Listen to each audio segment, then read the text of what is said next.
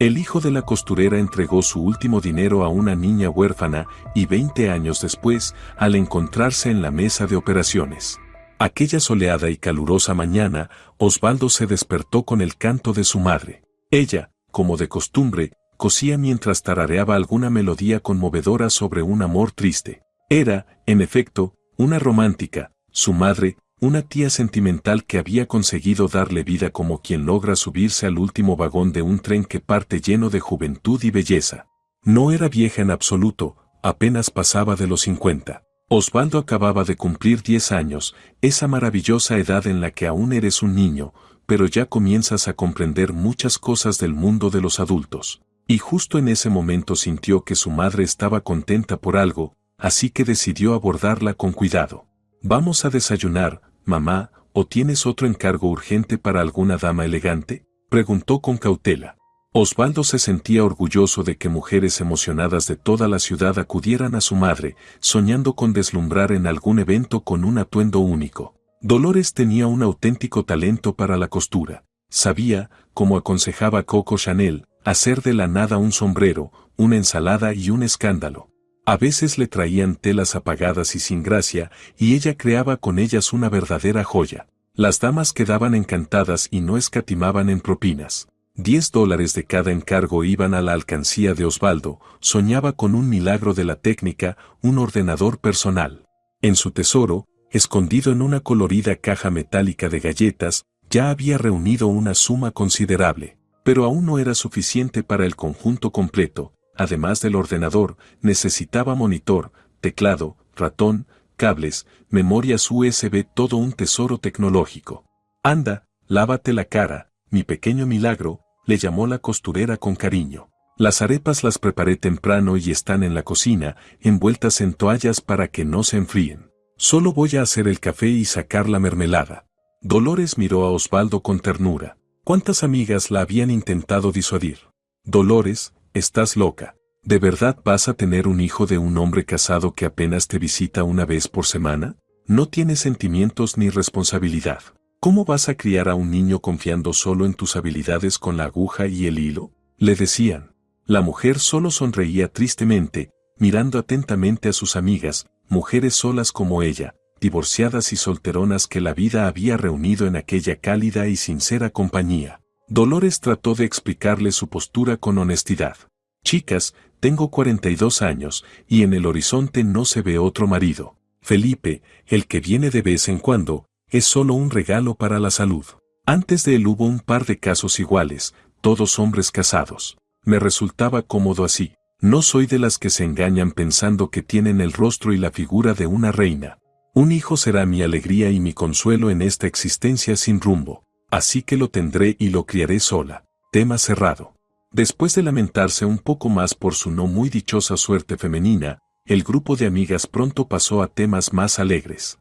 ¿Cómo podría Dolores preparar un rincón en su habitación para el recién nacido, que debía arreglar antes de su llegada? Un bebé en casa siempre era una señal de felicidad maternal y duradera. Cuando el desafortunado caballero se enteró de que su amante estaba en estado, se llenó de manchas rojas. ¿Y si su esposa descubría sus discretas escapadas? Solo había ido a visitar a otra mujer de manera ligera. Todo empezó tras un acercamiento fortuito bajo los efectos del vino, justo antes del 8 de marzo. Su esposa estaba resfriada y le había pedido que pasara por la modista a recoger un encargo. Luego volvió con flores y una caja de bombones. Aquellas empanadas que le ofreció Dolores le tocaron el alma, y mientras él esperaba a que planchara el vestido, ella le sirvió café. Echó un vistazo al pequeño apartamento, sin rastro de presencia masculina, y se sintió un héroe, un caballero rescatador. Se comportaba como los hombres en la sala de descanso, jactándose de sus hazañas amorosas. No era menos que ellos. Así mantuvo una especie de matrimonio paralelo durante 3 años, hasta que supo que su compañera del corazón estaba embarazada. Entonces desapareció como si se lo hubiera llevado el viento. «Dolores, tú siempre supiste que nunca dejaría a mi esposa. Además, yo no te prometí nada, y a ti te venía bien nuestra relación ligera. Pero un hijo, cariño, a tu edad, ¿no crees que ya eres demasiado mayor para ser madre primeriza? Si necesitas dinero para interrumpir el embarazo, puedo ayudarte con eso». Dolores sonrió con ironía. «Felipe, Tranquilízate, por favor. El niño llevará mi apellido. Medina. Suena bien, ¿no crees?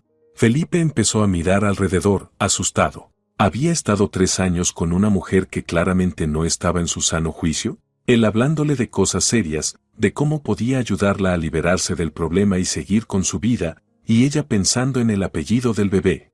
Imposible entender a estas mujeres. ¿Qué es lo que realmente quieren? Pero de algo estaba seguro, sus pies no volverían a pisar esa casa. Ahora solo su esposa y los hijos que ya tenía. Lo demás, finita la comedia. Así fue como Felipe desapareció del horizonte de Dolores, dejándole como recuerdo apenas unas pantuflas, un cepillo de dientes en el baño y una loción para después de afeitarse. A veces él se quedaba un par de días con su amada, con la excusa de visitar a su madre en el campo, por eso Dolores le había comprado esas pequeñas cosas de uso cotidiano. Para su sorpresa, Dolores casi no notó la desaparición de Felipe. Todo sucedió como en Shakespeare, el moro ha cumplido su deber, el moro puede retirarse.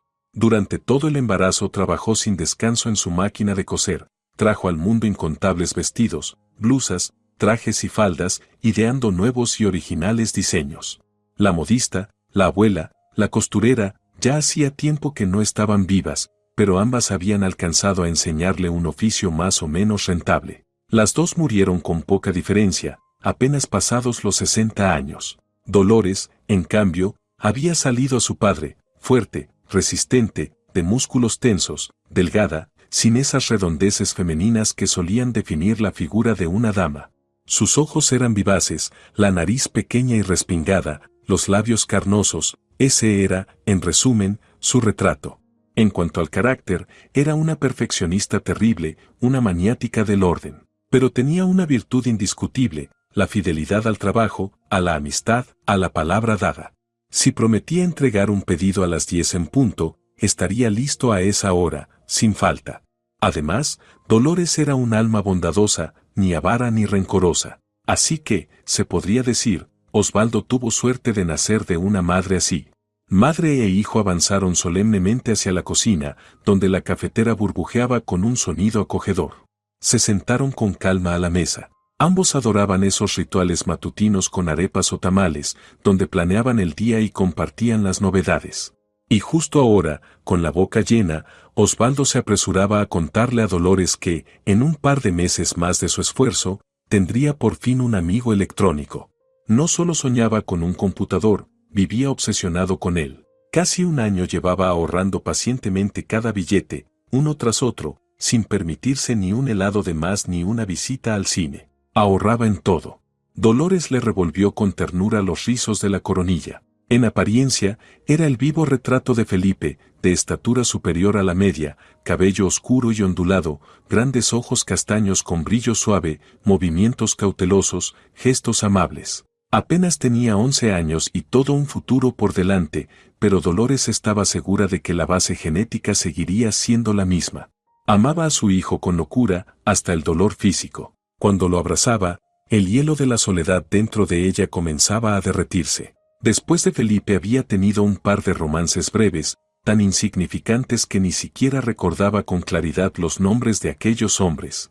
Pasaron fugaces, como cometas en el cielo de su vida, y desaparecieron sin dejar rastro.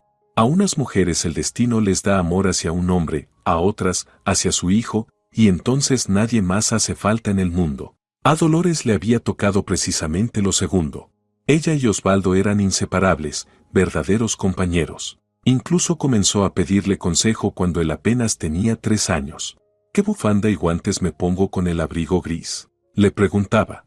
El niño la miraba con sus ojitos sabios y asentía con seriedad hacia una u otra opción. Y luego dicen que los pequeños tardan en entender, pamplinas, pensaba Dolores.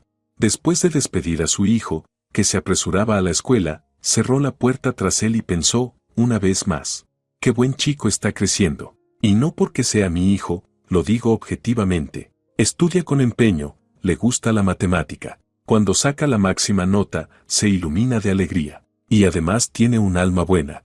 Solo valía recordar al pajarito que Osvaldo había traído de la calle y luego cuidó hasta que se recuperó. Cuando el pequeño animal sanó, lo llevaron juntos al rincón zoológico de la escuela. La profesora de biología les dijo que, en primavera, cuando el ave estuviera fuerte del todo, la liberarían entre todos los alumnos del club. Osvaldo aún era demasiado joven para asistir a las clases de biología, pero la maestra vivía en su mismo edificio. A veces coincidían como vecinas y se ayudaban mutuamente cuando era necesario. La mujer tenía el corazón enfermo. Cada vez pasaba más tiempo en casa, acumulando bajas médicas una tras otra. La subdirectora se quejaba, tantas ausencias y nadie para reemplazarla. Cuando la paciencia de la dirección se agotó, contrataron a una joven recién graduada del Instituto Pedagógico. La maestra anciana se entristeció aún más, empezó a sentirse inútil. Solo le quedaba un consuelo, su nieta de 10 años, Soledad. Los padres de la niña habían muerto juntos, de una forma tan banal como trágica. Niebla, carretera resbaladiza, un camión fuera de control que los aplastó sin dejarles posibilidad de sobrevivir. Así fue como, por un cruel azar del destino, Soledad quedó huérfana. Por suerte, los servicios sociales no pusieron objeciones, la abuela estaba en pleno uso de sus facultades, era buena maestra, tenía vivienda en condiciones y todo en orden. Pero Concepción no podía resignarse a la muerte de su hija. Su corazón fallaba cada vez más, a veces palpitaba con rapidez, a veces se detenía, asustándola con perspectivas oscuras. Mientras trabajaba, podía costear los medicamentos caros y mantener su salud bajo control. Ahora, con Soledad, apenas reunían dinero para las pastillas. La diminuta pensión de maestra y la ayuda infantil apenas alcanzaban para arroz, frijoles y leche. Macarrones con queso rallado barato, ese era todo su menú. En las fiestas, unos pocos caramelos y embutidos, entre semana, arroz, frijoles y patatas, hervidas o fritas. Y todavía había que pagar los servicios, maldita factura, pensaba Concepción con amargura. Triste destino el de los maestros jubilados, con la merecida recompensa no se puede vivir con dignidad. Necesitamos que Soledad no se dé cuenta de nada, que tome las medicinas día por medio. Así al menos alcanzarán por más tiempo. No es broma, la niña tiene solo 10 años y ya sabe preparar comida sencilla para 2 y hasta ir a la tienda a comprar. Soledad estaba sentada en el portal, en el alféizar, y lloraba en silencio. Las lágrimas le rodaban por las mejillas. A ratos sollozaba convulsivamente y luego se asustaba, como si temiera que algún vecino notase su histeria. En el piso superior cerraron una puerta, en cualquier momento bajarían por la escalera y pasarían junto a ella. Había que apretarse los puños y reunir toda la voluntad aunque, ¿qué sabe una de voluntad a su edad? Solo sabía una cosa, había descubierto por casualidad que la abuela escondía parte de las pastillas y por eso se estaba consumiendo despacio. No dijo nada, guardó silencio. En vez de hablar, decidió ir a la tienda y escribir un cartel, ayuden a la abuela con las medicinas, quien pueda. Aún no comprendía bien qué era la humillación ni el miedo vacío. En su corazón ardía solo el amor por la única persona que le quedaba en la vida. Osvaldo bajaba por las escaleras, acomodando de vez en cuando la pesada mochila que amenazaba con deslizarse de su espalda. Calculaba mentalmente por dónde empezar a ensamblar su sueño. Probablemente por el procesador, al fin y al cabo, por ahí debía comenzar. Sus pensamientos se interrumpieron por un suave, triste resuello. Sintió literalmente que a alguien, en el piso de abajo, le estaba muy mal. Bajó de un salto y vio a su compañera de clase sentada en el alféizar, llorando. Soledad, dime ahora mismo qué te pasa. Exhaló, atónito. Concepción está enferma, sollozó la niña. No quería quejarse ni contar a sus iguales su desgracia. Esas cosas las deben resolver los adultos. Soledad lo sabía bien y tenía mucho miedo de que, si se supiera la verdad sobre sus problemas económicos, la separaran de la abuela y la llevaran al hogar infantil. Osvaldo la miró con tanta atención y bondad que ella no pudo resistir. Inspiró hondo y soltó todo tal cual. Desde que la abuela se jubiló, nuestra situación económica se tambaleó. Soledad misma se sorprendía de cómo en su habla infantil salían palabras y epítetos tan de adultos. Segaramente la vida al lado de la abuela, excelente maestra, había dejado su huella. Las palabras se convirtieron en frases claras y ordenadas. Salieron a la superficie las causas de sus lágrimas y su desesperación. No quiero ir al orfanato, dijo Soledad con un hilo de voz. Por eso oculto la verdad en la escuela y aquí en el edificio, ante los vecinos. Mi abuela tiene el corazón enfermo. mientras tomas cierto medicamento, todo va más o menos, pero ahora se acabó el dinero para ese fármaco. Osvaldo no lo pensó ni un segundo. Espérame aquí y deja de llorar. Te ayudaré, le dijo, breve. Al instante el chico ya corría de regreso a casa, hacia su hucha. Sus ideas se mezclaban, pero en una cosa estaba seguro. Si hubiera sabido que a mi madre le quedaba poco por vivir, que la sostiene en este mundo solo un buen medicamento, ¿podría haberme ocupado de algo más importante? ¿Y el ordenador? Antes no tenía nada y se las arreglaba. Es solo un objeto, un juguete. Aunque útil, no es razón para considerarlo la panacea de todas las desgracias. Llamó con ímpetu a la puerta y casi tumba a Dolores al abrir. No preguntes nada, mamá, dijo en voz baja. Tengo que dar todos mis ahorros. A una amiga. Sé que te costó ganarlos, pero prometo empezar a ahorrar otra vez desde cero. Ahora pueden salvar una vida, y estoy seguro de que me entenderás. Dolores no dijo palabra, solo pensó.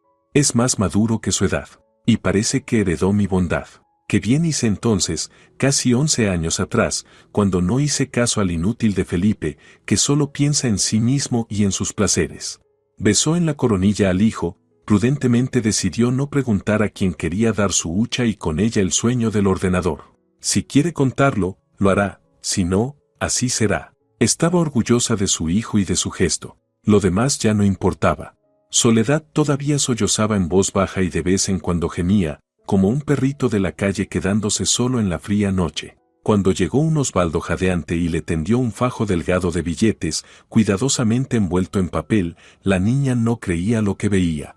Osvaldo, susurró con los labios secos por la emoción, pero no podremos devolverlo. ¿Y si cambias de opinión? ¿Qué haremos entonces? Seremos tus deudores.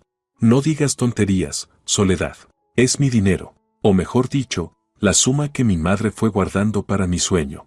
¿Y qué ibas a comprar con eso?, preguntó Soledad, acariciando el fajo con recelo. Aquí hay tanto. A la abuela le bastará para las medicinas por mucho tiempo. No sé cómo agradecerte, confesó con sinceridad. Gástalo con cabeza, dijo Osvaldo con gravedad. Y ahora vamos a la escuela. Ya llegamos tarde a la primera clase, al menos que no nos pierdan la segunda. Si no, la directora nos echa la bronca por romper la disciplina. Soledad alzó sus ojos gris verdosos y negó con la cabeza. Tú vete, Osvaldo, yo voy a casa y luego a la farmacia. No le mostraré este dinero a la abuela. Disimuladamente sacaré la receta del joyero y compraré enseguida una gran provisión de pastillas. Sé contar, se gastan 2 pastillas al día, compraré para varios meses. Ella estrechó con fuerza la mano de Osvaldo, luego se puso de puntillas y lo besó en la mejilla. Gracias, susurró la niña. Eres un verdadero amigo. Nunca olvidaré este momento ni a ti, pase lo que pase en mi vida. En la vida de Soledad ocurrieron muchas cosas después. El dinero que Osvaldo le había entregado con tanta generosidad alcanzó para las medicinas durante casi 1 año y 2 meses. Durante todo ese tiempo mantuvieron una amistad fuerte. A veces hacían juntos los deberes, pero Soledad siempre se apresuraba a volver a casa, dejar sola a Concepción era peligroso. Poco después, en la escuela se enteraron de que en la familia de la niña todo se sostenía apenas por el frágil hilo de sus esfuerzos infantiles. Primero le asignaron una tutela oficial, y tras la muerte de la abuela, Soledad fue adoptada por una familia acomodada sin hijos. A ella y a Osvaldo les tocó separarse, los nuevos padres vivían al otro extremo de la ciudad. Parecía que el lazo firme de la amistad infantil se había roto. La muerte de la abuela dejó en la niña una huella imborrable. Sus tutores, y luego sus padres adoptivos, eran personas decentes, pero Soledad no podía hacer nada contra sí misma. El cariño hacia ellos nunca nació en su corazón. Ni siquiera llegaron a ser verdaderos amigos. Los nuevos padres de Soledad no eran crueles ni fríos, en absoluto. Más bien podrían describirse como personas cumplidoras del deber, habían adoptado, por lo tanto debían alimentar, vestir y educar. Pero aquello de que un niño también necesita calor y amor, parecía que ni se les pasaba por la cabeza. En la casa todo transcurría según un estricto horario: levantarse, asearse, salir a trabajar o estudiar, reunirse por la noche, cenar sin demasiadas palabras y acostarse.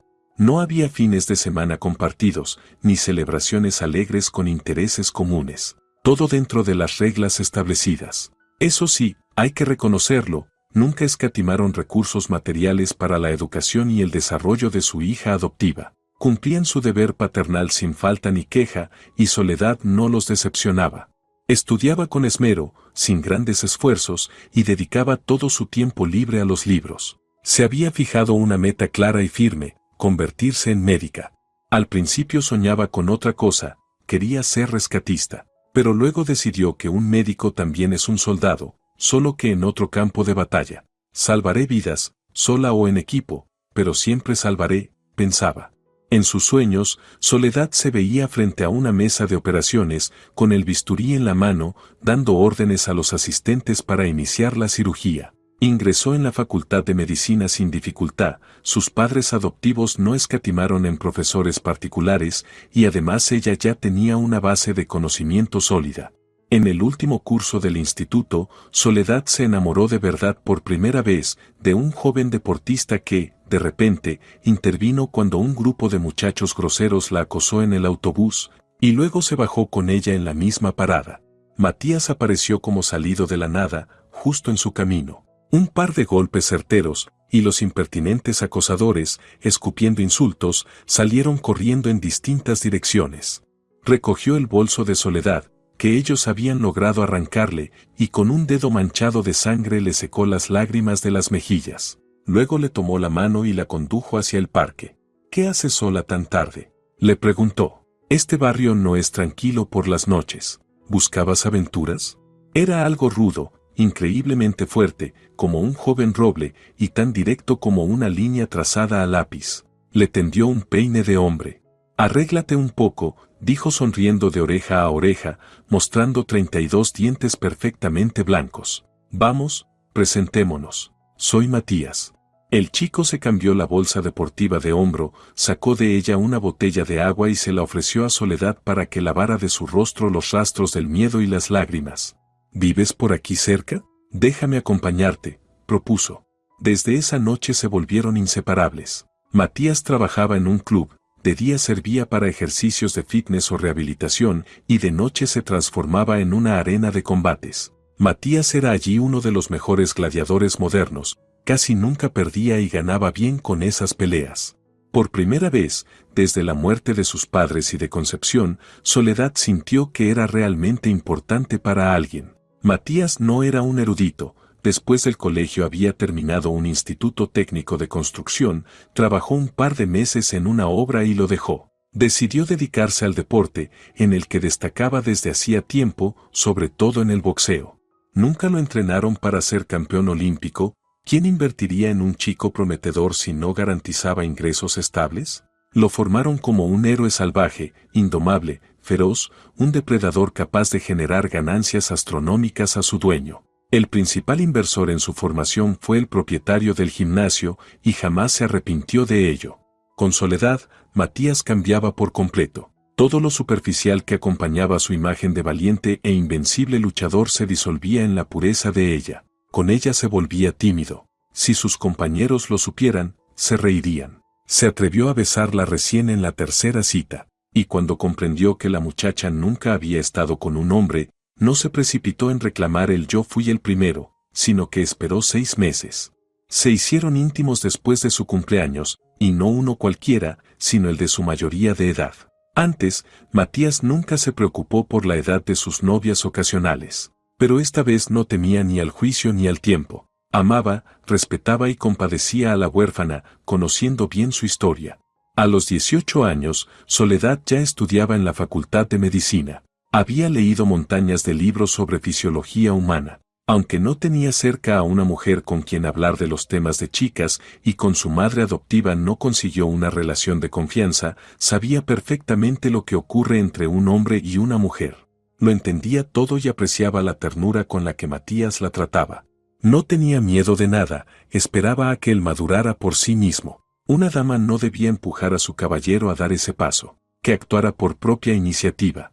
Para su mayoría de edad, los padres de Soledad le regalaron un viaje al mar, una semana entera de descanso. Aunque aún era primavera, en la costa ya hacía calor incluso en marzo y las orquídeas florecían. Recuperaría las clases después.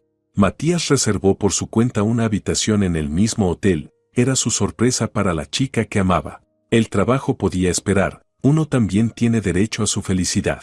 La alegría de Soledad no tuvo límites cuando, al desayunar la primera mañana, descubrió a su novio sentado justo frente a ella. Aún faltaba mucho para la temporada alta, por lo que había pocos turistas. Sus padres adoptivos solían llevarla también al mar, pero ¿cómo comparar aquellos viajes tan correctos y aburridos con este? Pasaban todo el día caminando, hasta que, rendidos, se sentaban en un banco y comprendían que ya no les quedaban fuerzas ni para volver. Apenas alcanzaron la parada de taxis. Y luego llegó su primera noche juntos. De la costa, Matías y Soledad regresaron con la firme decisión de casarse al cabo de un año. Él esperaba ahorrar lo suficiente para comprar un piso, no podían vivir con sus padres, que tenían la costumbre de echarse un trago de más. Además, los padres adoptivos de ella difícilmente se alegrarían de un yerno así.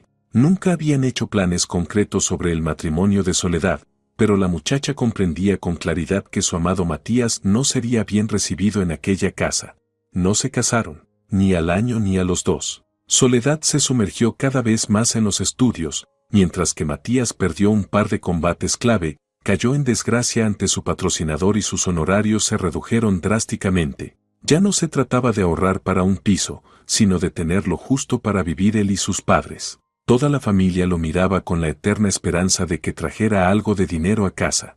Poco a poco, Soledad y Matías se quedaron sin temas de conversación. Surgían pausas, incómodas, sordas. Entre ellos crecía un abismo. Ambos intentaron recuperar la antigua calidez, pero sabían con lucidez que su romance llegaba al final. No resistió la prueba del tiempo y las circunstancias, ni esa barrera tan común y destructiva, la imposibilidad de unir dos mundos completamente distintos. Así sucede a veces. Sus encuentros se hicieron cada vez más raros, como un silencioso tributo a lo bueno que una vez existió entre ellos. Cada uno, en secreto, se sentía agobiado por las citas y deseaba que todo terminara, pero ambos mantenían el semblante, sin atreverse a dar el primer paso hacia la ruptura definitiva. El destino se encargó de decidir. En el segundo semestre del tercer año de carrera, Soledad comenzó por fin sus prácticas, unas muy duras, con visitas constantes al depósito de cadáveres. Allí se jugaba su destino médico, ser o no ser cirujana. La especialización se elegía en cuarto curso, pero la prueba de puedo o no puedo trabajar entre cuerpos debía afrontarla ahora. Después de su primera visita al morgue, Soledad comprendió enseguida que allí se sentía cómoda, tranquila, como una serpiente en su guarida, por decirlo de modo sacrílego. Entre aquellas paredes, entre cuerpos inmóviles, siempre habitaba el dolor de alguien. Esa misma tarde se encontró con Matías. Por costumbre, le contó sus impresiones de aquel reino de los patólogos, mencionó incluso que uno de los especialistas más reconocidos en la materia había elegido esa profesión porque no soportaba operar a pacientes vivos, pero se sentía perfectamente en el depósito. A Matías le recorrió un escalofrío. Le resultó desagradable que su mujer hablara de todo eso con tanta serenidad. De pronto comprendió que se habían vuelto completamente ajenos el uno al otro. Matías siempre fue directo, así que no se calló. Soledad, hace tiempo que quería hablar contigo. Ella se tensó. Su intuición le dijo enseguida que era el final. Su Matías estaba demasiado frío, y ella misma seguía todavía con la cabeza en el morgue. El antiguo temblor y la ternura hacia él habían desaparecido. Nuestra relación se ha agotado, continuó él. No quiero seguir engañándote. Ahora te veo más como una amiga que como a la mujer que amo. Creo que es hora de separarnos. Somos demasiado distintos. Vemos el mundo de manera diferente y, ahora, incluso hemos dejado de mirarnos con ojos enamorados. Le sudaban las manos después de ese largo monólogo, pero estaba convencido de que no podía irse de otro modo. Había demasiado vínculo entre ellos para convertir la despedida en un quiebre violento. Soledad guardó silencio. Tenía razón en todo, su fiel Matías, su caballero, su primer hombre y compañero. Su amor había muerto. Ay, Matías, mi Matías, tienes razón, por desgracia. Entre ellos no había pasado un gato negro, pero también se había ido esa intimidad única de las almas. Acepto tu veredicto, dijo en voz baja. Es honesto. Ni siquiera te propondré que démonos como amigos. Terminemos aquí y ahora. Pero si alguna vez nos necesitamos, sabremos que estamos el uno para el otro. Somos viejos conocidos, buenos y amables. Se separaron sin dolor en el corazón. Matías se apresuró al entrenamiento, soñando con recuperar su título perdido. Soledad se lanzó a los libros. Al día siguiente tenía un examen y no sabía ni una línea. Una página importante en dos destinos había quedado definitivamente pasada. Después se cruzaron un par de veces por casualidad en la ciudad, se saludaron y siguieron su camino. No había nada más que decir. Osvaldo terminó la escuela con buenas notas, lo que dio a Dolores una alegría inmensa. Ella también prosperó en su oficio de costurera. Primero confeccionó un vestido magnífico para la esposa de un alto funcionario de la administración local. Luego, para su amiga, la esposa de un empresario del comercio. Se esmeró. Ambas damas resultaron agradecidas. Una la ayudó con los trámites para abrir un salón de moda propio, la animó a alquilar un local y, poco después, a comprarlo, por un precio irrisorio. La mansión se registró oficialmente como una casa antigua sin valor histórico, aunque en realidad era un antiguo nido de comerciantes adinerados. Tras la remodelación, el edificio se transformó por completo y de pronto toda la ciudad empezó a hablar del taller Dolores Style. Una clienta incluso consiguió de su marido un préstamo, sin intereses, solo con su palabra, y además le consiguió a su modista un lugar en un balneario cuando Dolores comenzó a tener problemas con la tiroides. Ya no podía manejarlo todo sola. Bajo su dirección trabajaban ahora 10 costureras, 2 cortadoras y 3 ayudantes para el planchado. En el taller se había abierto también un pequeño departamento de restauración para prendas de piel y cuero. La pequeña empresa familiar crecía a pasos agigantados, ascendiendo con firmeza al Olimpo de la confección. Aún con el personal ampliado, no lograban cubrir todos los pedidos. Llevar ropa de Dolores Style se volvió un símbolo de estatus y elegancia. Como resultado de todos esos éxitos, Osvaldo renunció definitivamente a su sueño infantil de convertirse en rey de las tecnologías. Su madre invertía en él tanta energía y recursos que se sentía en la obligación de madurar y asumir parte de la responsabilidad. No se complicó con la elección de carrera, ingresó en la Facultad de Derecho, algo que siempre resulta útil, pensó. Paralelamente comenzó a estudiar en serio inglés y portugués. Ahora tenía un nuevo sueño, conocer el mundo y ganar lo suficiente para mostrárselo a Dolores. Incluso pensaba aprender francés e italiano, su madre debía ver París y Milán, las capitales de la moda. En el tercer curso se pasó al turno nocturno. Sus compañeros lo molestaban en broma. Osvaldo, otra vez vamos al bar a divertirnos y tú siempre corriendo con tu mamita. Mira que las chicas van a dejar de quererte, te vas a perder lo mejor por tu gran negocio. Ni su madre ni sus jóvenes amigos universitarios sabían que, en el terreno personal, a Osvaldo las cosas le iban bastante bien desde hacía tiempo.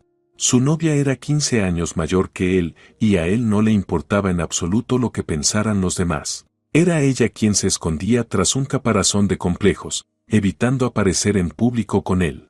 Se habían conocido en el supermercado. La mujer había comprado tantas cosas que no lograba acomodarlas en las bolsas de plástico que se rompían al andar. Rosario, una mujer rellenita y de rostro alegre, estaba agotada. En casa la esperaba su hijo Emiliano, de 5 años, solo. Si se despertaba, podría meterse en cualquier lío. La vecina que normalmente cuidaba al niño se había ido al campo a visitar a su hija. No podían quedarse sin leche ni pan.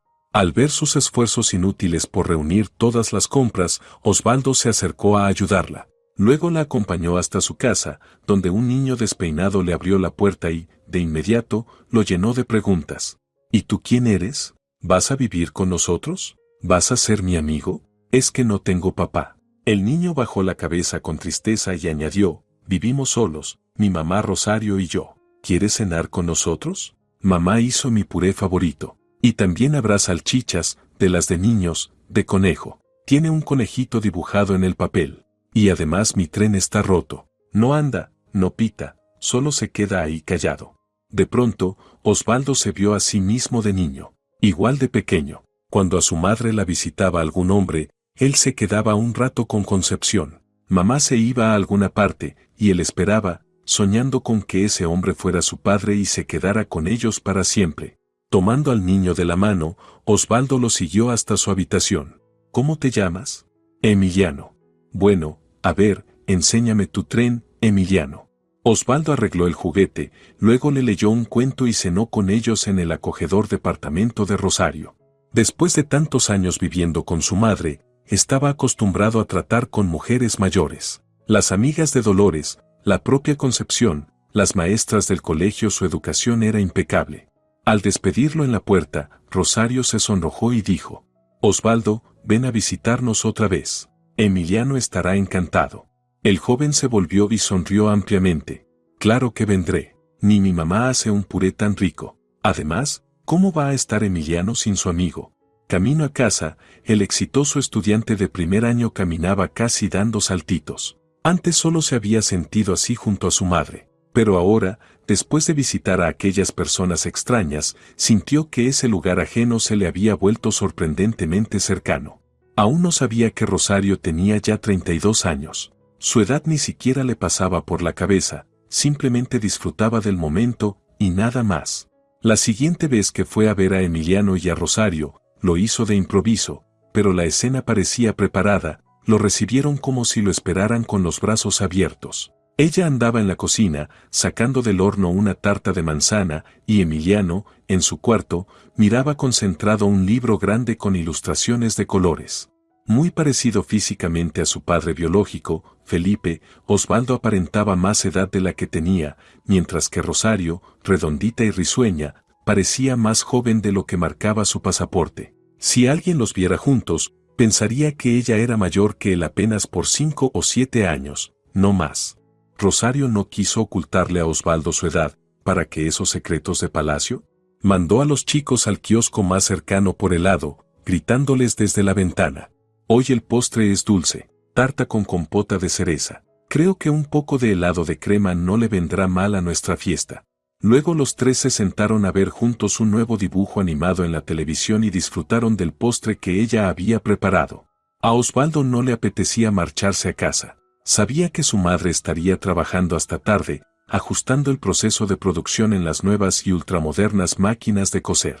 No se separaron hasta la noche, después de acostar a Emiliano. Aún charlaron largo rato en la cocina. Rosario le habló de su vida, de cómo había quedado embarazada del dueño del kiosco donde vendía bisutería. Había llegado desde un pueblo remoto, donde ningún joven se quedaba, simplemente no había trabajo. Sus padres sobrevivían gracias al huerto y a un pequeño terreno donde cultivaban papas, repollos, remolachas y zanahorias. Vendían el excedente en la estación, cuando por allí pasaban, de vez en cuando, los autobuses. Eran unas monedas miserables en comparación con las de la ciudad, pero les alcanzaban para ir tirando.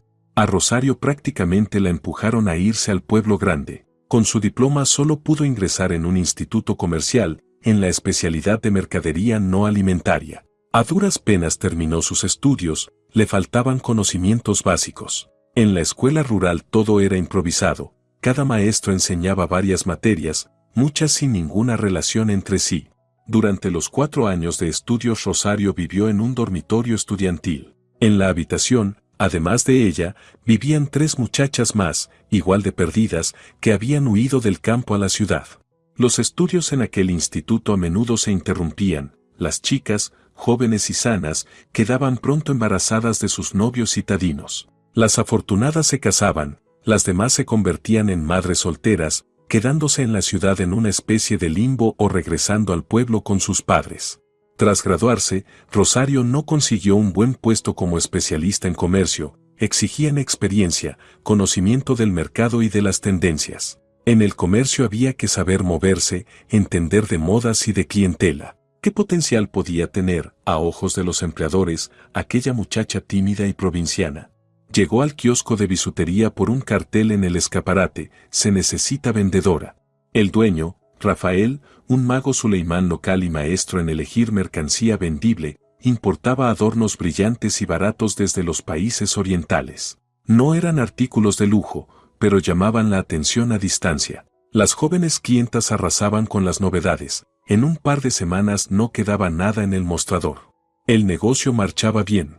Rafael, hombre severo, callado, casado desde hacía mucho y 25 años mayor que Rosario, habló de las condiciones sin rodeos. Para este puesto, si silbo, se forma una cola de candidatas. Pero tú me sirves, joven, sana, del campo, o sea, trabajadora. Además de vender, de vez en cuando dormirás conmigo. Asunto práctico, mi esposa está enferma de mujer, y no me conviene buscar reemplazo cada vez. Te alquilaré una habitación y te pagaré bien. Rosario se quedó en shock ante aquella propuesta. Así, sin preámbulos, le ofrecían ser la amante de un hombre ya entrado en años pero respetable. Les contó lo ocurrido a sus compañeras del dormitorio, y todas exclamaron a coro: «¡Qué suerte tienes, Rosario! No tendrás que volver a tu aburrido pueblo con las manos vacías». Y la intentaron convencer. «¿Qué tanto te haces la remilgada? No eres una princesa de sangre azul. El hombre te ofrece pagarte una vivienda. ¿Sabes que el alquiler te comería casi todo tu sueldo? Acepta. Si nos hicieran una propuesta así, nos lanzaríamos de cabeza. No seas tonta, Rosario, podría cambiar de opinión. ¿Por qué no nos das la dirección del kiosco? Yo misma me postularía, dispuesta a todo». Y Rosario se rindió sin luchar ante las circunstancias. Empezó a vender bisutería oriental en el kiosco y se mudó a un pequeño departamento antiguo, una vivienda curiosa, con techos altos, molduras y un mirador. En la parte saliente que daba a una calle tranquila colocó 2 sillones de segunda mano y una mesita. Su vida se volvió la de una auténtica señorita de ciudad. Rafael resultó ser un hombre poco exigente. Reservó para sus encuentros los viernes por la noche. Después del rato juntos, seguía una cena abundante, para recuperar fuerzas, como él decía. Rosario cocinaba de maravilla, y él disfrutaba de su comida casera. Luego regresaba con su esposa hasta el próximo viernes. En aquella calma doméstica y relativa estabilidad laboral, Rosario vivió 6 años, hasta que, como un rayo caído del cielo, quedó embarazada. Primero se asustó, luego se serenó. Decidió que no interrumpiría el embarazo bajo ningún concepto, aunque su amante y protector la dejara. Pero Rafael se comportó como un verdadero caballero. Puso todo en claro desde el principio. «No dejaré a mi esposa, sería absurdo. Dejaremos de vernos, ya hemos ido demasiado lejos. Pero te dejaré una compensación digna. Tengo un piso que heredé de un tío soltero. Lo alquilaba, pero ya es hora de decidir su destino. Hasta que des a luz estarás bajo mi cuidado, y luego te haré una escritura de donación. Serán mis alimentos por adelantado, para todos los años venideros. Pero espero que lo entiendas, no pondré mi nombre al niño. Nunca se sabe qué reclamos podrías tener en el futuro». Así quedaron. Rosario se dio por satisfecha con aquel arreglo. No, Rafael no le resultaba repulsivo. Y el bebé que esperaba la llenaba de alegría. Recién había cumplido 27 años, ¿qué más podía pedirle a la vida? Osvaldo escuchaba la confesión de la joven mujer y pensaba en cuántas heroínas de historias frustradas, a su alrededor, nunca habían logrado encontrar una pareja estable. Dolores, cuando comentaba ese tema con sus amigas igualmente solteras, solía exponer su teoría favorita. «Ay, chicas, ¿qué se le va a hacer si en el mundo nacen menos hombres que mujeres? Solo queda cantar una canción. Porque, según las estadísticas, por cada 10 chicas hay 9 chicos. Mi madre y mi abuela decían, cada mujer recibe al menos una vez en la vida un pedacito de felicidad femenina. A unas les dura 3 días, a otras algunos años, y a algunas, toda la vida. Solo nos queda reconocer el momento en que esa felicidad llega, agarrarla fuerte y disfrutarla. Y, si tenemos suerte, hasta nace de ella un retoño, un hijo de la felicidad. Mira a mi Osvaldo, es mi vida entera».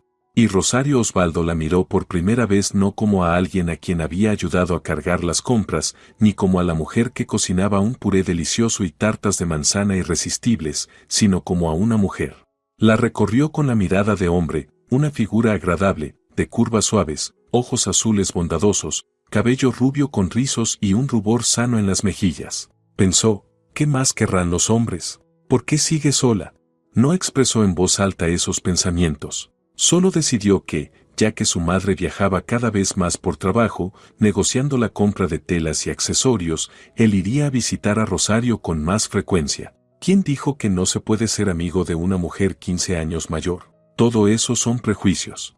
Siguieron siendo amigos varios meses. Los 3 juntos veían televisión, comían empanadas y pasteles recién horneados por las hábiles manos de Rosario, inventaban juegos, de bandidos, piratas o dinosaurios. Osvaldo incluso reunió y le regaló a Emiliano una colección entera de figuras de dinosaurios. Hasta que, un día, Osvaldo encontró a Rosario sola en casa, sin Emiliano.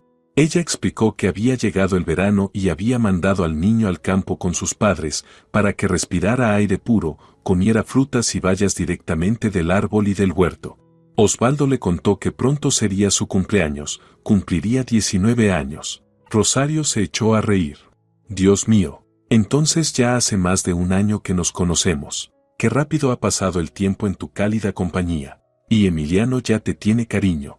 Rosario se acercó al chico, lo abrazó del cuello y lo besó.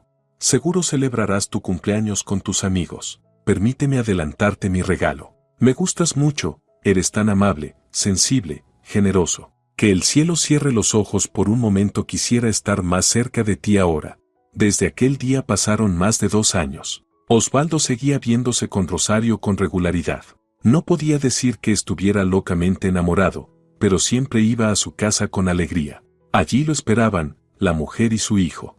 Mientras tanto, Soledad ardía hoy de impaciencia. No era para menos, su pequeño grupo de estudiantes seleccionados iba por primera vez a presenciar una operación de resección gástrica. El paciente había sufrido una herida de arma blanca durante un asalto, unos delincuentes intentaron robarle la cartera y el teléfono. El hombre se había resistido con valentía mientras atajaba camino por un terreno baldío hacia el edificio nuevo donde acababa de comprar un piso. La banda de jóvenes era numerosa y cruel. El hombre bien vestido les pareció una presa fácil. Lo encontraron gracias a una mujer que salió de noche a pasear a su perro. El animal, tras comer algo que le cayó mal, tiraba de la correa sin cesar hasta que fue el primero en descubrir al hombre tendido en un charco de sangre. La mujer no perdió la calma, acostumbrada a cuidar de su padre enfermo, sabía encontrar de inmediato el pulso en el cuello. Bajo sus dedos aún latía una vena débil. Amanecía. Un nuevo día llegaba a la ciudad con la esperanza de que todo saliera bien. La ambulancia y la policía llegaron rápido. Lo único que alcanzó a decir el herido a los agentes fue: eran 7. Alcancé a contarlos cuando se acercaban. Atacaron de golpe, sin darme tiempo a reaccionar. Luego perdí el conocimiento del dolor y cuando desperté, ya no había nadie.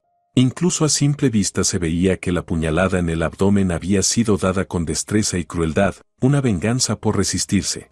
En el hospital quedó claro que, sin extirpar la parte dañada del estómago, el hombre no tendría posibilidad de sobrevivir. La operación se programó de urgencia, coincidiendo con la práctica de los estudiantes, a quienes se les permitió observarla desde una sala con un gran ventanal. Soledad seguía los movimientos del cirujano con el corazón en vilo. Le parecía que el suyo propio a veces se detenía por momentos. Comparaba lo que veía tras el cristal con la teoría, repetía mentalmente los nombres de los instrumentos, escuchaba sus propias sensaciones. ¿Se veía aún a sí misma como la jefa en una mesa de operaciones? La respuesta era clara, sí, más que nunca, y lo deseaba con toda el alma. Desde la ruptura con Matías, no había salido con ningún hombre en un año. Y lo más curioso, para una chica de su edad, era que no pensaba en el amor, solo en la medicina. Incluso su normalmente distante madre adoptiva, un día, le preguntó con interés: Soledad, ¿de verdad no hay ningún chico en tu curso que te guste? ¿Y en el departamento de cirugía no hay ningún joven apuesto? Vas a volverte monja. No vas a fiestas, no coqueteas, no sales a cafés ni a clubes nocturnos. Los libros de medicina no pueden ser tu único destino. Es un sinsentido para una joven bonita. Nunca aprobé tu relación con Matías, pero al menos entonces estaba segura de que no te marchitarías sobre tus apuntes. Ya tienes 22 años, piénsalo. Soledad pensó en ello exactamente 3 minutos y lo sacó de su cabeza. Después de aquella primera operación, en la que observó con atención durante las 3 horas enteras, llegaron nuevas invitaciones. Y aquel hombre que había sido víctima del asalto logró recuperarse con éxito.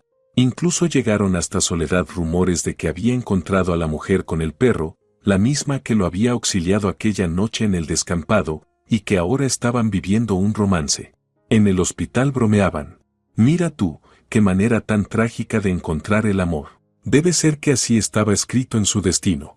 Pero Soledad no era fatalista. Siempre había creído que no vale la pena esperar pasivamente los regalos del destino. Todo en la vida hay que construirlo, crear y desarrollarlo con esfuerzo propio.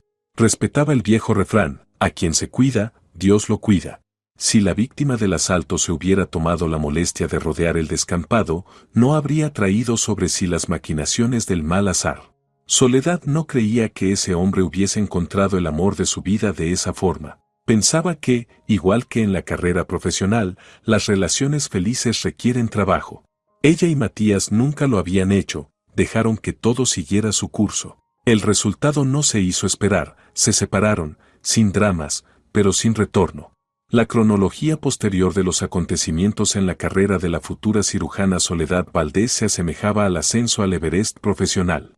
Ya en los últimos cursos de la Facultad de Medicina, jamás esquivaba las guardias en el hospital de la ciudad. Le encantaba aquel moderno centro médico, con una base técnica excelente, y se sentía cómoda con el equipo de cirujanos, todos profesionales de primer nivel. Como mentor eligió al más humano de todos, el bonachón Javier.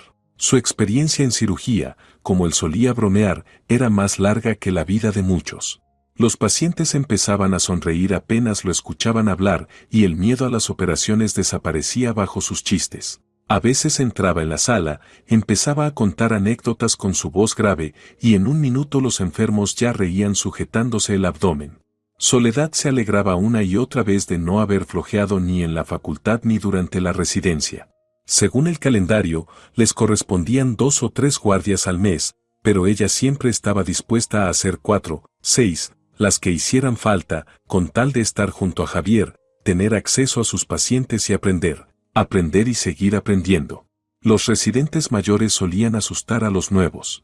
Tu tutor te convertirá en su asistente personal, te llenará de historiales clínicos que tendrás que resumir al máximo, y no te quedará tiempo para la práctica real. Pero su mentor resultó distinto. Desde las primeras guardias, se volvió para ella alguien casi cercano, cálido y comprensible.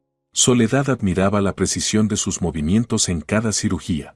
Y cuando Javier la llevó por primera vez como ayudante a la mesa de operaciones, Soledad saltaba de felicidad. Sus colegas, ya curtidos en la residencia, le advertían: dale tiempo, en un par de meses de guardias y operaciones te vas a querer morir del cansancio y la monotonía. Pero no fue así. Seguía esperando con la misma impaciencia cada nueva intervención, como una oportunidad para ver, comprender y aprender más. Javier la observaba a veces con afecto, sin decir nada, hasta que un día, 10 meses después de que comenzara a asistirlo, la llamó a su despacho. Soledad, prepárese, le dijo. Mañana tendrá su primera operación independiente, una extirpación de lipoma en una paciente. Vamos a repasar todo el procedimiento de principio a fin. Empecemos por la teoría. Las piernas de Soledad se aflojaron por la sorpresa, aunque, para ser sincera, había esperado ese momento cada día, cada minuto.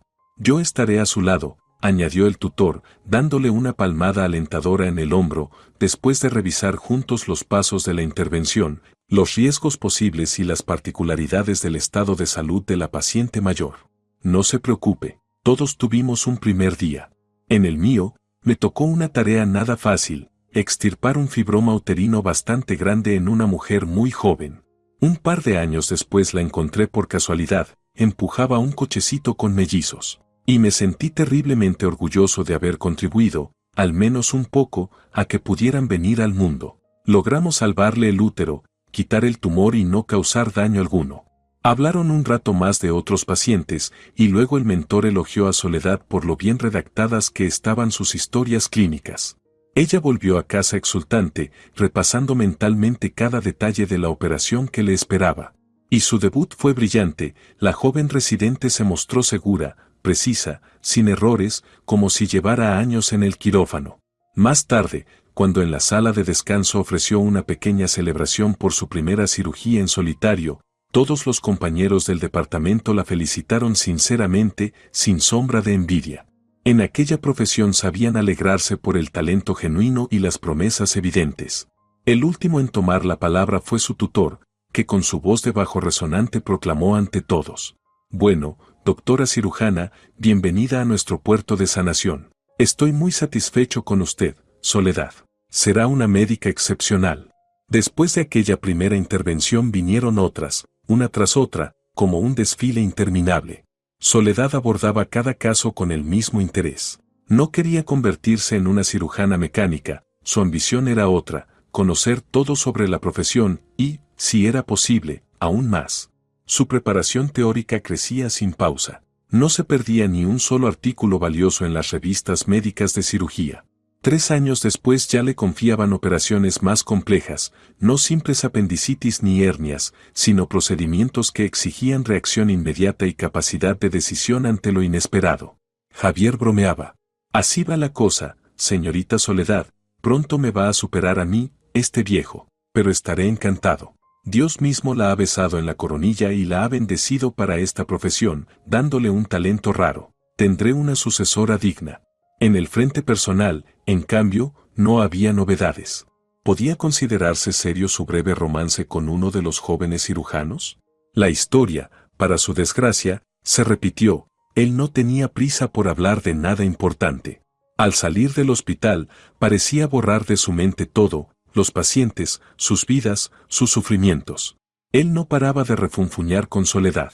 ¿Estás conmigo ahora o sigues allá, con ellos? Vas a quemarte por dentro, y después nada te importará. Fíjate en mí, salgo del hospital y olvido todo hasta el día siguiente. Y tú, en cambio, vas incluso los fines de semana al servicio. Ya hasta te llaman fuera de horario para las operaciones, eso no está bien. A mí una vez intentaron llamarme cuando el médico de guardia se enfermó, y respondí con firmeza, de eso nada. Ya hice mi trabajo por hoy. Soledad lo miró con indignación. Entonces, ¿para qué elegiste una profesión relacionada con la misericordia y la disposición a ayudar al enfermo en cualquier momento? ¿Qué argumentos podía dar? Ninguno. El hombre simplemente la abrazó con aire juguetón, dejando claro que el tema estaba cerrado y que no pensaba cambiar de opinión. Ella se apartó, sin ganas de armar una escena, y solo dijo con calma y firmeza: nuestros caminos se separan aquí. En un hombre busco ante todo a un amigo, no solo a un amante. Tu actitud hacia nuestra vocación me resulta inaceptable. Terminemos esto. Lo borró de su vida sin el menor remordimiento, convencida de que todos esos asuntos de amoríos y cupidos con flechas no eran para ella. Solo sentía que vivía de verdad, respirando a pleno pulmón, cuando decía a sus asistentes: empezamos la operación. Dolores, que ya había pasado los 70, se había debilitado y envejecido visiblemente. Además, su molesta tiroides volvía a hacer de las suyas, a veces la agotaba con síntomas desagradables, otras la obligaba a viajar al balneario para prolongar la remisión. La dirección de la empresa hacía tiempo que había pasado a manos de Osvaldo. Él manejaba los asuntos con sensatez y había ampliado la red de talleres de costura en la ciudad. Bajo la marca Dolores Style, ya no solo se confeccionaba ropa a medida, sino también colecciones limitadas de producción semi-industrial. Cuando se inauguró el segundo gran atelier, Osvaldo regaló a su madre y a sí mismo un tour por Francia e Italia. Después del viaje solían bromear. París es una serpiente boa, te traga por completo y te enamora sin remedio. Y Milán, en cambio, es un encanto, te eleva, te inspira y te marea. Para entonces, Osvaldo ya se había separado de Rosario. La diferencia de edad no fue la causa principal, aunque se hacía notar. Simplemente, la vida de la mujer dio un giro inesperado. El padre de Emiliano, Rafael, la encontró después de muchos años, a pesar de haberle prometido desaparecer para siempre. Le contó que, tras una larga enfermedad, había enterrado a su esposa. Le propuso volver a vivir juntos, por el bien de su hijo. Sus hijos mayores del matrimonio con la difunta ya eran adultos y vivían en otras ciudades. Casi no tenía contacto con ellos ni con sus nietos. Osvaldo se quedó algo desconcertado al saber que Rosario había aceptado aquella aventura. Pero ella le explicó su decisión con serenidad, apelando a la razón. Ya voy a cumplir 40, Osvaldo. Nuestra relación nunca habría terminado en matrimonio. Rafael, en cambio, tiene un negocio estable, relacionado con una profesión que conozco bien. ¿Hasta cuándo seguiré vendiendo pan en la panadería? Es hora de pensar en mi futuro y en el de Emiliano, que ya tiene 12 años. Podemos seguir viéndonos, si quieres. Algo me dice que el temperamento de mi futuro marido ya está muy cerca del punto de congelación. A Osvaldo ese dulce arreglo no le hizo ninguna gracia. No le apetecía ser el amante de una mujer casada. Se separaron en paz, como dos barcos en alta mar, agradecidos el uno al otro por los buenos momentos compartidos. Al poco tiempo, Osvaldo inició una relación sin compromisos con una joven ingeniera en tecnología textil que acababa de incorporarse a la empresa. La chica tenía ideas peculiares. Desde la primera cita, en el restaurante donde él la había invitado, dejó todo muy claro.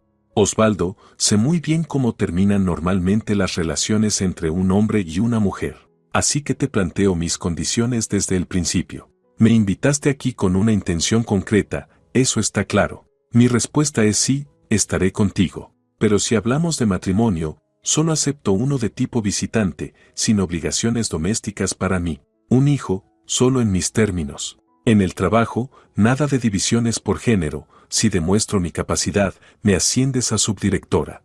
Osvaldo se quedó perplejo.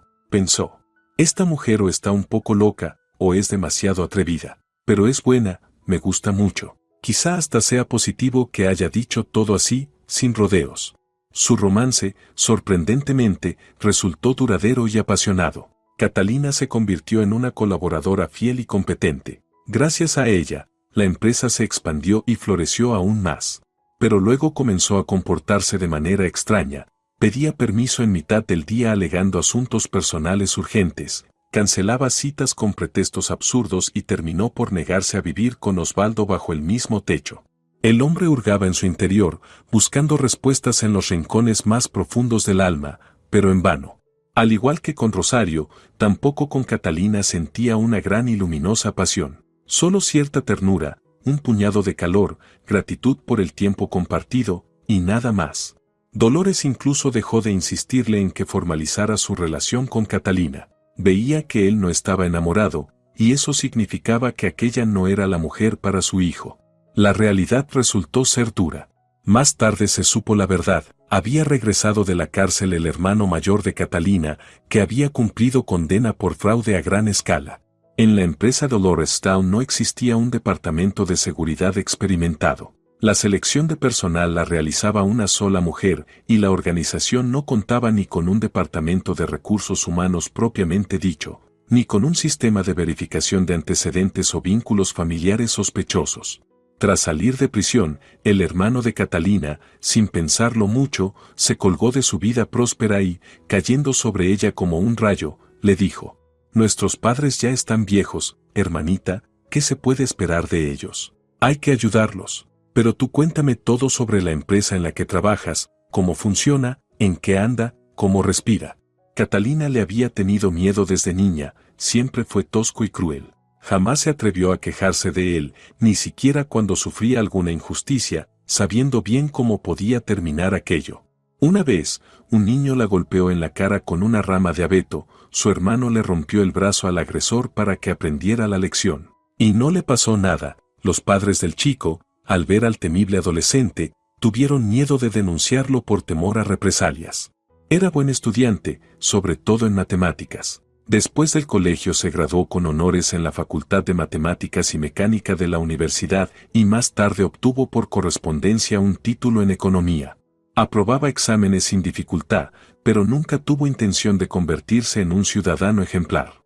Catalina no supo exactamente a quién había vaciado las cuentas como una aspiradora, pero cuando lo atraparon con las manos en la masa, la condena fue larga, 10 años completos. Ella entonces respiró aliviada. Su hermano, que ya había comprado un apartamento y seguía visitando la casa de sus padres, siempre le provocaba un terror reverencial, por su sonrisa maliciosa y sus burlas constantes. Que ella se mataba estudiando para ingresar en esa ridícula carrera de tecnología textil. Ahora, al reencontrarla en el mundo de la costura, incluso la elogió. «Bien hecho, hermanita», dijo con una sonrisa torcida. «Justo ahora vas a serme útil. ¿Sabes qué es lo más valioso hoy en el mercado de la vida?». Catalina retrocedió asustada, negando con la cabeza. «Estás atrasada, niña. Hoy lo que más vale son los objetos antiguos. ¿Me vas a ayudar a quitarle a tu director y amante esa casona de comerciantes donde tienen la oficina central?». «Suéltame», suplicó Catalina. «No sé hacerlo. No quiero hacerlo». «No te pediré nada complicado», prosiguió él con frialdad. «Consígueme los documentos de propiedad de ese edificio. Con copias bastará, pero mejor si son los originales. Y me informarás a dónde va y por qué motivos viaja tu jefe. Después te diré cuándo tendrás que reunirte con él. Ya encontré comprador para ese viejo nido de mercaderes del siglo XIX. Catalina le tenía un miedo atroz. Había vuelto de prisión más arrogante y temerario que antes. Incluso allí se comportaba de manera desafiante, convencido de ser más listo y astuto que todos. Hizo contactos útiles y se ganó el respeto de los presos por su habilidad única para apostar sin perder nunca. Pasó varias veces por el calabozo y nunca logró convencer a la administración de que estaba rehabilitado, así que no obtuvo libertad anticipada. Sin embargo, después de salir, planeó una gran estafa, consiguió pruebas de que la mansión donde funcionaba Dolores Style había sido comprada de manera irregular, con documentos falsificados sobre su valor histórico. Desató contra la empresa una serie de inspecciones de todos los organismos posibles, bomberos, sanidad, impuestos, policía. A Osvaldo prácticamente lo destrozaron a base de controles y citaciones. Veía que todo apuntaba a que perderían la casa, y de manera legal, bajo el pretexto de una nueva tasación y confiscación. Catalina, en los últimos tiempos, trataba de evitarlo. Siempre encontraba excusas. Aquella tarde de viernes, Osvaldo, agotado por los problemas acumulados, decidió ir a verla. Solo quería hablar con alguien que conociera bien la empresa y pudiera entender cuán difícil era todo. No le contaba nada de esto a Dolores. Catalina estaba en casa, pálida, demacrada, pero aparentemente genuinamente contenta de verlo. Osvaldo, no te esperaba. No hay nada en el refrigerador, pero tengo una caja de buenas empanadas en el congelador. Y hay jugo de tomate. ¿Me haces compañía? De tus manos bebería hasta veneno, bromeó Osvaldo. Tengo un hambre de lobo. Las empanadas suenan perfectas. De pronto, Catalina rompió a llorar y se arrojó a su cuello. Te he traicionado, Osvaldo. Resulté ser una verdadera serpiente que calentaste en tu pecho. No alcanzó a terminar, sonó el timbre de la puerta. Catalina no tuvo tiempo de detener a Osvaldo. Él ya estaba en el pasillo antes de que ella pudiera decir palabra. Parecía que el destino mismo guiaba sus actos en ese instante. Un segundo después, la risa fuerte de su hermano resonó en la cocina. Vaya, vaya, si aquí está en persona el mismísimo director de Dolores Style visitando a mi hermanita. Y además mi querido cuñado. ¿Cocinando juntos, tortolitos? ¿Van a cenar? Catalina, reuniendo fuerzas, gritó. Déjanos en paz, por favor, por la sangre que compartimos. ¿Acaso no hay otras empresas en la ciudad? ¿Por qué decidiste sacrificar la nuestra a tu codicia? Osvaldo los miraba confundido, sin entender de qué se trataba. Catalina, temblando, de repente se lanzó sobre su hermano a puñetazos. Me has arrancado el alma. Amo a Osvaldo, ¿me oyes? Lo amo. ¿Tú sabes siquiera lo que es el amor? Ninguno de los dos hombres podía imaginar lo que ocurriría a continuación. Catalina tomó del comedor un cuchillo de cocina con un grueso mango y, fuera de sí, se lanzó contra su hermano.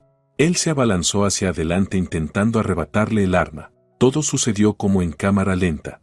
En el instante preciso, el hermano dio un tirón brusco y, defendiéndose, puso a Osvaldo frente a sí.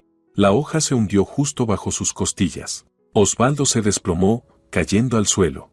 Catalina lanzó un grito desgarrador, tratando de sacar el cuchillo, pero las manos le temblaban. Entonces oyó el rugido furioso de su hermano.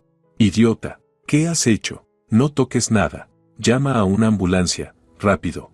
Osvaldo ya no escuchaba nada, había perdido el conocimiento al instante. Primero lo sostuvo el causante del escándalo, pero no pudo mantenerlo en pie. Lo depositó con cuidado en el suelo, procurando no mancharse con la sangre que se extendía en una mancha oscura sobre el suéter claro. Pronto el piso quedó cubierto por un amplio charco rojo. Ni Catalina ni su hermano tenían dudas, la cuenta regresiva de la vida de Osvaldo ya había comenzado. Con una herida así, le quedaba poco tiempo. El turno de soledad llegaba a su fin. 24 horas seguidas de guardia siempre dejaban una sensación de cansancio agradable mezclada con ligera inquietud. Por costumbre, quería saberlo todo, cómo se sentían los pacientes después de las operaciones programadas, qué enfermeras estaban de guardia, si las historias clínicas estaban completas según las indicaciones de los médicos. Caminaba por el largo pasillo del departamento de cirugía, quitándose casi al paso la cofia médica. Esa mañana, con las prisas, se había sujetado mal el abundante cabello, y le había dolido la cabeza todo el día por una horquilla mal colocada. Claro, No había tenido un minuto para arreglarlo. Soledad acababa de cumplir 32 años. Aún no era una mujer madura, pero ya no era una muchacha.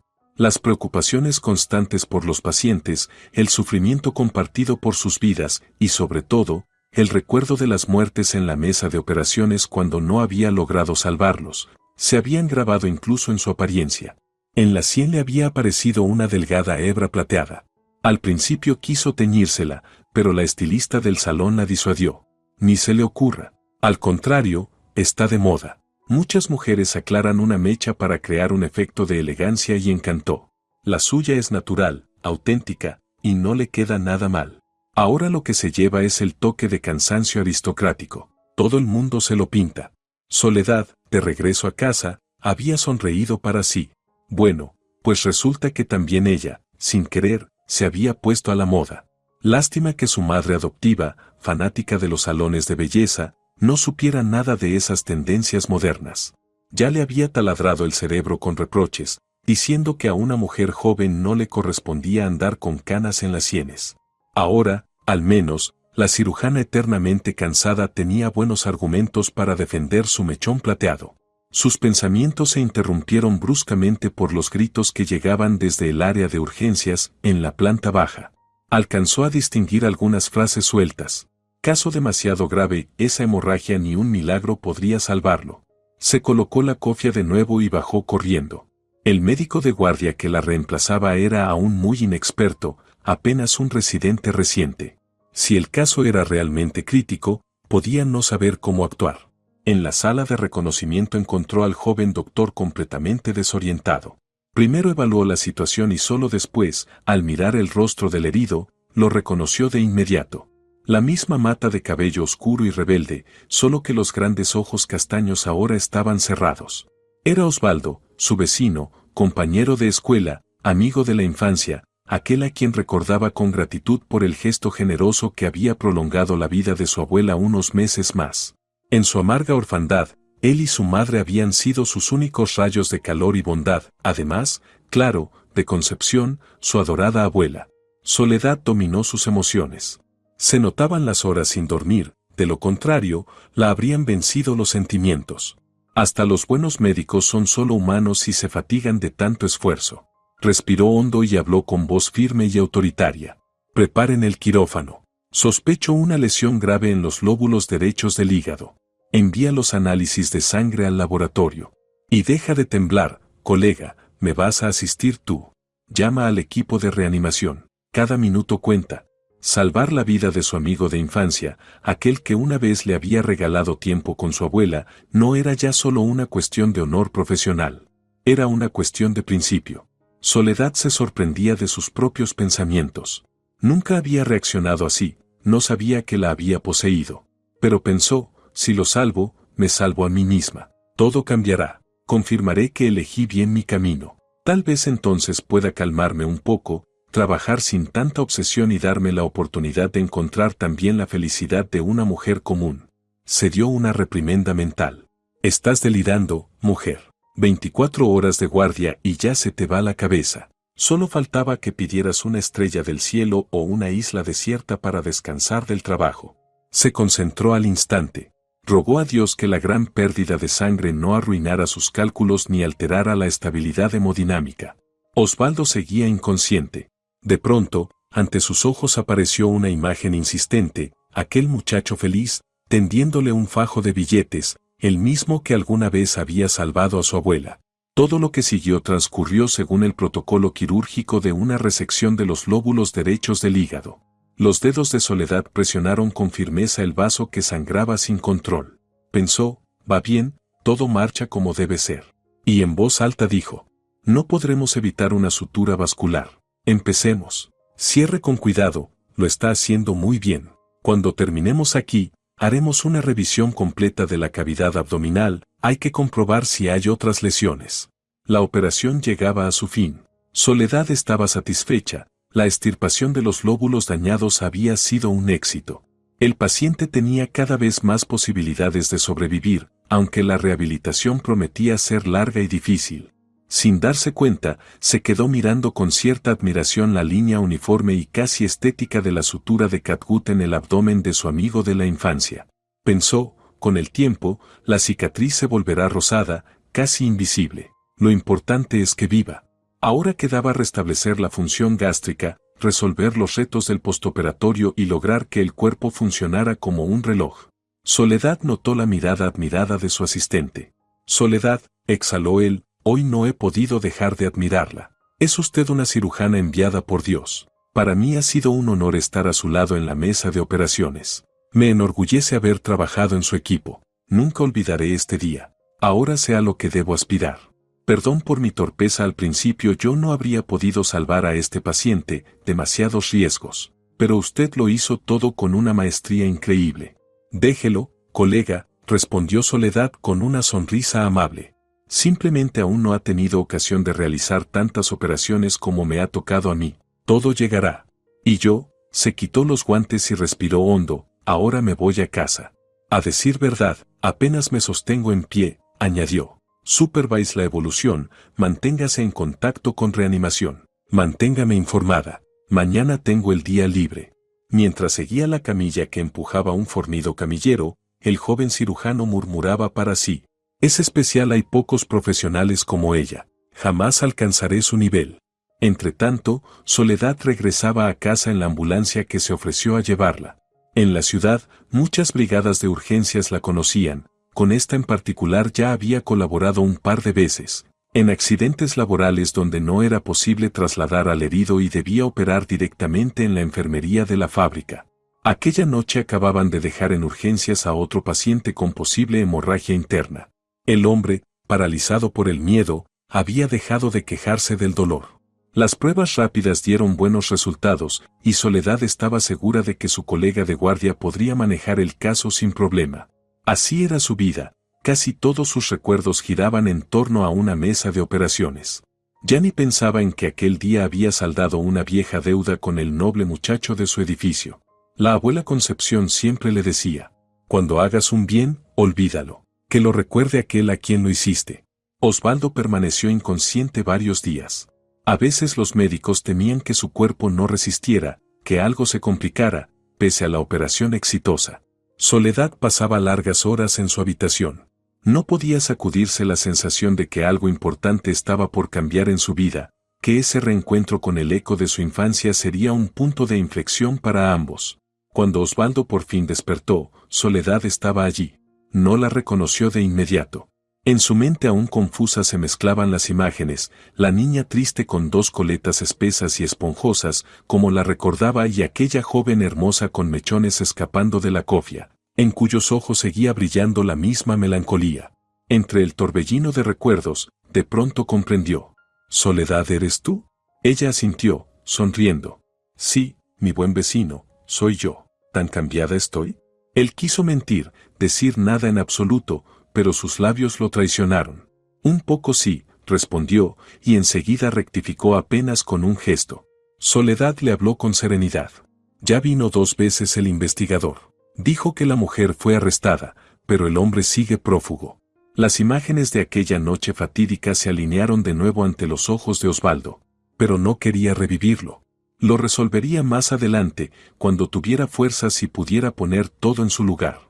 Como si leyera sus pensamientos, Soledad añadió.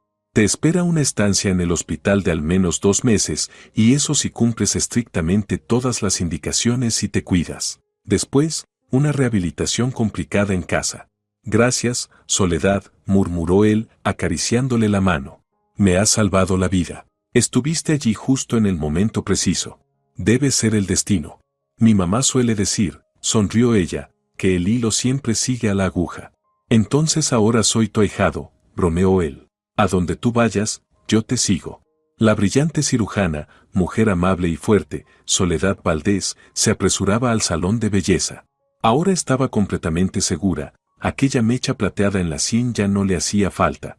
«Al diablo con las modas», se dijo. «Quiero el color de cabello que tenía de niña, cuando tenía 10 años». Al día siguiente, por la puerta de la habitación de Osvaldo asomó una cabeza femenina simpática, con un peinado divertido, 2 esponjosas coletas a los lados. Los ojos de Soledad brillaban de alegría.